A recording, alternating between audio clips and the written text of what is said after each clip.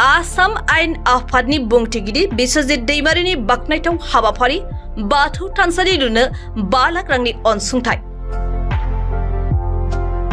तामुलपुर जिल्लानि बेन्दोंआव थानाय नाग्रिजुलि बियाब दुलाराय बाथौ गौथुमनि आद्रा जानानै थानाय थानसालिखौ लुफुंनो 5 लाख रांनि अनसुंथाइ होदों आसाम आयेन आफादनि बुंथिगिरि बिस्वजित दैमारिया। गोबां जायगायाव बाथौ धोरोमनि थानसालिफोरखौ दिनैसिमबो साबना हामना लुफुंनो हायाखै।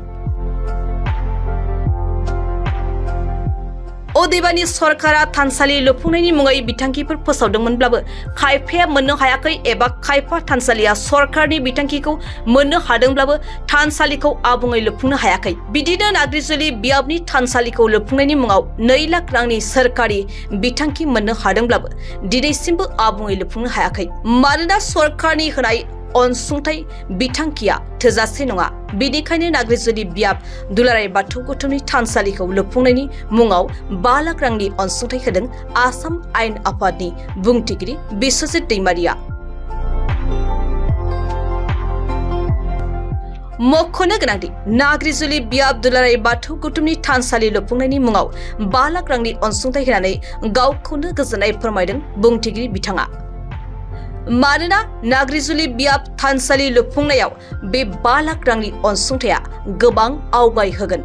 बेजों लोगोसेयैनो सानफ्रोमबो गोथार मंगलबार सानखालि बयखौबो थानसालि आरो नखर नखर बाथौ गुदियाव बाथौखौ मोजाङै सिबिनो खावलायो बुंथिगिरि बिथाङा। बेराफारसेथिं नाग्रिजुलि बियाब दुलाराय बाथौ गौथुमनि जानानै बिनाय बायदि 5 लाख रांनि अनसुंथाइ मोननानै गोजोननाय फोरमायदों बियाबनि बोसोनगिरि हिरेन्द्र कुमार नार्जारिया। जे मानगोनां आसाम एसेम्बलिनि स्पिकार एबा बुंथिगिरि बे मानगोनां बिस्वजित दैमारिया जों नाग्रिजुलि बियाब दुलाराय बाथौ गौथुमनि जि थानसालि एबा मन्दिर बेखौ लुफुंनायनि थाखाय जोंनो दिनै 5 लाख रांनि चेक होलांबाय। बेनि थाखाय जों बिथां स्पिकारनिसिम जोंनि नाग्रिजुलि बियाब दुलाराय बाथौ गौथुमनिफ्राय साबायखर बावबाय आरो बिथाङा गावनि राजखान्थियारि जिउखौ मोजाङै सामलायलांनो हाथों बेनि थाखाय आफा इसोर बोराइ बाथौनिसिम जोङो खुलुमहरबाय। गोजोन्थों।